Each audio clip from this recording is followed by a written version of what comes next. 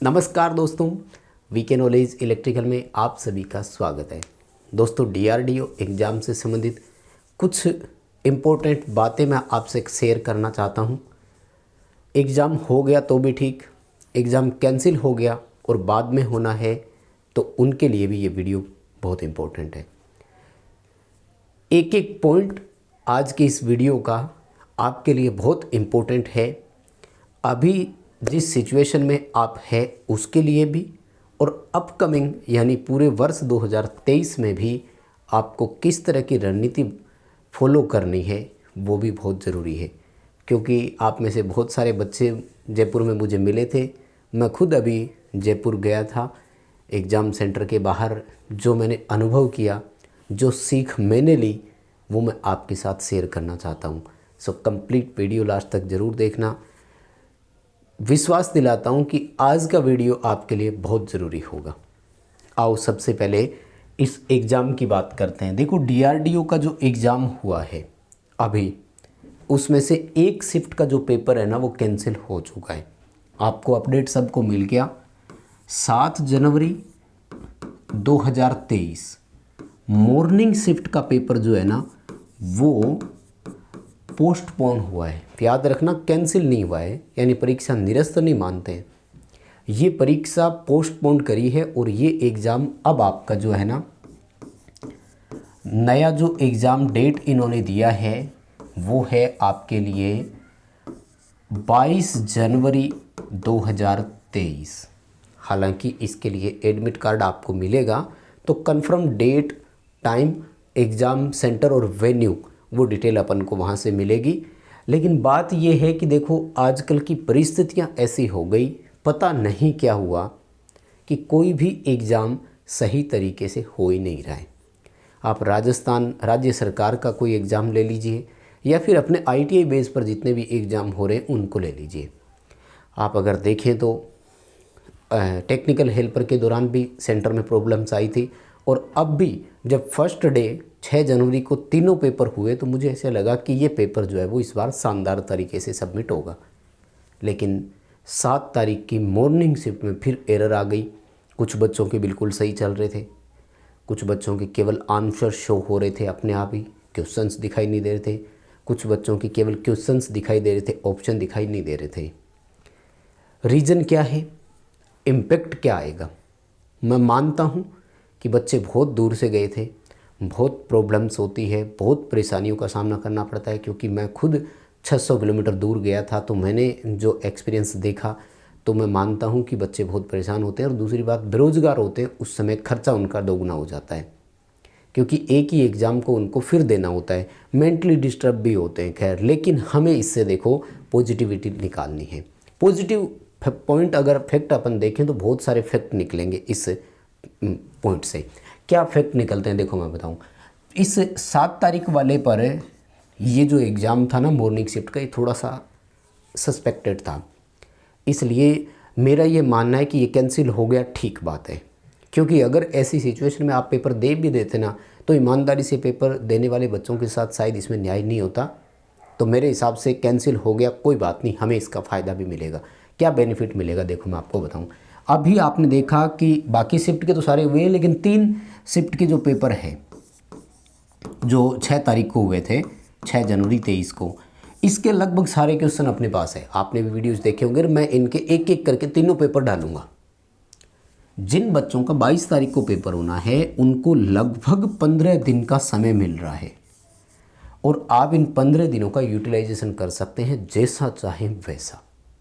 क्योंकि हमें पता लग गया पेपर का लेवल कैसा आ रहा है, क्वेश्चंस कहाँ से आ रहे हैं, लैंग्वेज कैसी आ रही है, तो आप इनके अकॉर्डिंग रणनीति बना सकते हैं। इसके लिए जब मैं पेपर सॉल्यूशन करवाऊंगा तो साथ में आपको बताऊंगा कि ये क्वेश्चन कहाँ से उठाए गए हैं। इतने क्वेश्चन यहाँ से आए, इतने क्वेश्चन यहाँ से आए, इस टॉपिक में से क्वेश्चन नहीं आए। इसके लिए मैं एक एक करके 6 तारीख वाले तीनों शिफ्ट के पेपर मैं आपको हल करवाऊँगा। सो आप उसको देखना। तो अपन रणनीति, बात यह है कि 15 दिन का समय आपको मिल जाएगा। पॉजिटिव माइंड से जाएंगे। 15 दिन में जिस लेवल के पेपर आ रहे हैं उस लेवल की तैयारी को आप रिवाइज कर सकेंगे, मुझे ऐसा लगता है। तो ये हमारे लिए एक इम्पैक्ट बहुत अच्छा आ सकता है। अब बात ये आती है कि ये गुरुजी जो आगे पोस्टपोन हो रहा है इसका फ़ायदा या नुकसान क्या है। देखो इसका एक नुकसान तो है रिजल्ट को लेकर, क्योंकि DRDO समय पर वैकेंसी करता, रिजल्ट बड़ा जल्दी आ जाता। लेकिन अब देखो 15 दिन तो डिले यहाँ से हो ही गया कन्फर्म है, यानी जनवरी का पूरा महीना तो हाथ से निकल गया। नहीं तो जनवरी के लास्ट वीक तक हम सोच सकते थे कि रिजल्ट ही आ जाए। तो ये यहाँ एक हमारे लिए ना जो बुरा इम्पैक्ट, मैं कहूँ तो बुरा इम्पैक्ट जो है वो हमें देखने को मिलेगा, ठीक है ना। यानी रिजल्ट पर अभी थोड़ा सा इसके लिए असर हो जाएगा। बाकी पेपर और मेरिट और वो सब अपन बाद में बात करेंगे। 15 दिन का समय है, आपको एनालिसिस क्वेश्चंस का मैं प्रोवाइड करवा दूंगा। अब देखो जो मैं बता रहा था आपको कि मैंने जो सीख ली थी ना वो क्या थी। पहले तो एक बार फिर धन्यवाद देता हूँ कि मैं एग्ज़ाम सेंटर के बाहर जब गया तो बहुत सारे बच्चों ने पहचाना और उन्होंने बताया कि हम गुरुजी वीडियो देखते हैं, यूट्यूब पर आपको देखते हैं। आपके इस प्यार के लिए भी बहुत धन्यवाद और शुक्रिया। बात ये आती है कि एग्ज़ाम सेंटर के बाहर जितने भी बच्चों से मैं मिला तो उनसे मेरा एक कॉमन सवाल था, सभी बच्चों से मैंने पूछा कि तैयारी कैसी है। और इत्तेफाक देखिए इस कॉमन क्वेश्चन का आंसर भी कॉमन आया, और कॉमन ये आया कि सभी बच्चों ने यही कहा कि गुरुजी ठीक है, उतनी नहीं है, उतनी मतलब उस लेवल की तैयारी नहीं है जिसमें हम ये मान रहे थे। यानी अपन एक औसत के हिसाब से देखें तो सब ने यही कहा था कि ठीक ठाक तैयारी है। और यही मैं कह रहा हूँ कि अभी जिस तरह का सिनेरियो चल रहा है ना वो यही है कि किसी भी बच्चे की जो तैयारी है ना वो बहुत कम नहीं है, लेकिन बहुत ज़्यादा लेवल तक भी नहीं है। देखो परफेक्ट तो नहीं हो सकते, हम इस चीज़ को एक्सेप्ट करते हैं, कोई भी नहीं हो सकता, किसी भी सब्जेक्ट में नहीं हो सकता। लेकिन आप अगर थोड़ा सा तैयारी का बूस्टर करें तो शायद मुझे लगता है कि आप औरों से आगे जा सकते हैं। फिलहाल सभी बच्चों का एक जैसा सिनेरियो है, थोड़ा सा टाइम देते हैं कि ठीक है तैयारी चल रही है, ठीक है तैयारी चल रही है, आप जमकर तैयारी करें, थोड़ा सा इस तैयारी को आप एक्स्ट्रा समय देवें, मुझे लगता है औरों से बेहतर आप कर सकते हैं। दूसरी बात, वर्तमान सिचुएशन में कंपटीशन बहुत बड़ा हो गया। कंपटीशन बड़ा इसलिए हो गया, अभी DRDO में 106 सीटें हैं इलेक्ट्रीशियन वालों की, लेकिन मैं कहूँ कि यहाँ जो बच्चे हैं ना तो कम लाखों में होंगे वो। यानी DRDO जैसा डिपार्टमेंट लोगों को नाम तक नहीं पता हुआ करता था। कई बार ऐसे पूछते थे कि ये कौन सा डिपार्टमेंट है, जबकि आज हर बच्चा यहाँ फॉर्म अप्लाई कर रहा है। तो ऑनलाइन का ज़माना आ गया, न्यूज़ किसी से छुपी हुई रह नहीं सकती, सब तक जाती है। तो कंपटीशन जो है ना वो बड़ा हो गया। आपको इस कंपटीशन को फाइट करने के लिए अब थोड़ा सा इम्प्रूवमेंट अपने अंदर देना है, और वो एक पार्ट में नहीं सभी पार्ट में। बात ये आती है कि गुरुजी जिन बच्चों का DRDO एग्ज़ाम हो गया अब हम क्या करें, आगे क्या पढ़ें। हमारा तो एग्ज़ाम सही से सबमिट हो ही गया, बाकी कोई एग्ज़ाम किसी का कैंसिल नहीं होगा, कोई एग्ज़ाम देश नहीं होगा जिनका अच्छे से हुआ है। केवल 7 जनवरी फर्स्ट शिफ्ट पोस्टपोन हुआ है, वो भी आगे हो जाएगा और सारी चीज़ें समय पर चलेगी। सस्पेक्टेड था, बढ़िया रहा, हो गया कैंसिल, नहीं तो उसमें डाउट थे, क्योंकि टेक्निकल एरर केवल 7 तारीख फर्स्ट शिफ्ट में क्यों आए, बाद में किसी में नहीं आ रहा है, पहले जो हुआ उसमें किसी में नहीं आ रहा है। इसका मतलब कोई या तो जानबूझकर कर रहा था गड़बड़, तो कोई बात नहीं। देखो मेरे दोस्त, अब आगे हमें क्या करना है, जिनका पेपर हो गया, मैं एक ही सुझाव दूंगा कि कोई भी भर्ती उठाकर देख लीजिए, सभी भर्तियों का टेक्निकल कॉमन आ रहा है, और इस टेक्निकल में भी अगर क्वेश्चन आ रहा है और हम आंसर गलत कर देते हैं तो कहीं ना कहीं हम पीछे रह रहे हैं। बेसिक रिपीटेशन इनका करते जाएं, आप नए नए क्वेश्चंस पढ़ने का प्रयास करें। थ्योरी को समय देने की ज़रूरत नहीं है, क्वेश्चंस को पढ़ते जाएंगे, नई चीज़ें अपने आप सामने आएगी। हाँ, क्वेश्चन से थ्योरी पर जा सकते हैं।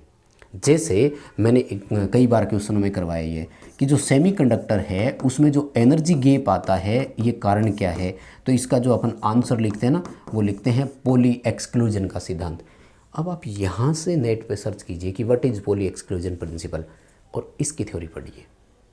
यानी ऑब्जेक्टिव क्वेश्चंस से थ्योरी की तरफ जाएं, और ऑब्जेक्टिव क्वेश्चंस को आप जितना चाहें पढ़ सकते हैं। मुझे ऐसा लग रहा है तो बहुत बेहतर आप कर सकते हैं। हर सब्जेक्ट को टाइम देवें, क्योंकि वर्तमान में जीके सब जगह जुड़ रहा है। जनरल अवेयरनेस, रीजनिंग, और उसके साथ अगर मैं बात करूं जनरल इंग्लिश की, तो ये कॉमन सब्जेक्ट ऐसे हैं जो हर जगह जुड़ रहे हैं। मैथ को टाइम देवें। यानी एक डोमिनेटिंग पार्ट हमेशा टेक्निकल रहता है, ये मान लिया हमने, लेकिन टेक्निकल के साथ साथ आप बाकी जितने भी चीज़ें हैं एक शेड्यूल बनाइए और डेली मुझे कम से कम 6 सब्जेक्ट पढ़ने हैं तो पढ़ने ही है। टेक्निकल को भी रिपीटेशन देनी है, मुझे जनरल अवेयरनेस भी पढ़ना है, मुझे रीजनिंग भी पढ़नी है, मुझे मैथ पढ़ना है और मुझे जनरल इंग्लिश भी कवर करनी है। तो ये सब पार्ट आप अभी DRDO में जैसे था जनरल इंग्लिश के लगभग 10 क्वेश्चन आए। बच्चे ऐसे हैं कि जो 10 में से 2 अटेंड कर रहे हैं, 3 अटेंड कर रहे हैं, बाकी सब में तुक्का मार रहे हैं। तो देखो गलत कर रहे हैं ना अपन कहीं ना कहीं। प्रयास करें कि 10 को वैसे अटेंड करके आएँ जैसे टेक्निकल को जी जान से करके आते हो, तो फिर यहाँ भी हमारे नंबर बढ़ने की संभावना हो जाती है। कुल मिलाकर बात ये थी हमारे साथ, जो पॉइंट मैं आपके लिए लिख कर लाया था वो ये था, एग्ज़ाम पोस्टपोन्ड हुआ है, टाइम पे हो जाएगा, रिजल्ट पे थोड़ा इम्पेक्ट आएगा, लेकिन इसमें और कोई प्रॉब्लम नहीं होगी। नेक्स्ट कन्फर्मेशन डेट अपन को मिल चुकी है, 15 दिन का टाइम मिल गया। रणनीति बनाइए जिन बच्चों का कैंसिल हुआ है, जिन बच्चों का एग्ज़ाम हो चुका उनको सीख क्या लेनी है कि अभी एग्ज़ाम देने जितने भी बच्चे आए सब औसत तैयारी के साथ आए हैं। आप नेक्स्ट भर्ती में जाए ना तो औसत से थोड़ा ऊपर निकल जाओ, मैं कह रहा हूँ औरों से आगे निकल जाओगे। देखो प्रतियोगी सिस्टम है, कंपटीशन का ज़माना है। आपका दोस्त है जब तक आप एग्ज़ाम हॉल के अंदर नहीं जा रहे हो। एग्ज़ाम हॉल पर सीट पर बैठते ही वो आपका कंपटीटर है। नहीं, देखो नौकरी सबको चाहिए, मैं सिंपल बात बोल रहा हूँ। हाँ, बाहर आते ही फिर आपका दोस्त है, लेकिन एग्ज़ाम हॉल के अंदर बैठे हैं तो कंपटीशन आपको उसके साथ भी लड़ना है। सो हमें उनसे थोड़ा सा आगे निकलने के लिए हल्की सी मेहनत को और बूस्टअप करना है। ये जो औसत वाला गुरुजी ठीक ठाक तैयारी है, ये शब्द मुझे लगता है कि हमें चेंज करने की ज़रूरत है। तैयारी गुरुजी दमदार तैयारी है, हमने कुछ भी नहीं छोड़ा, बहुत कुछ पढ़ कर आए, तो इससे आप खुद मोटिवेटेड रहेंगे।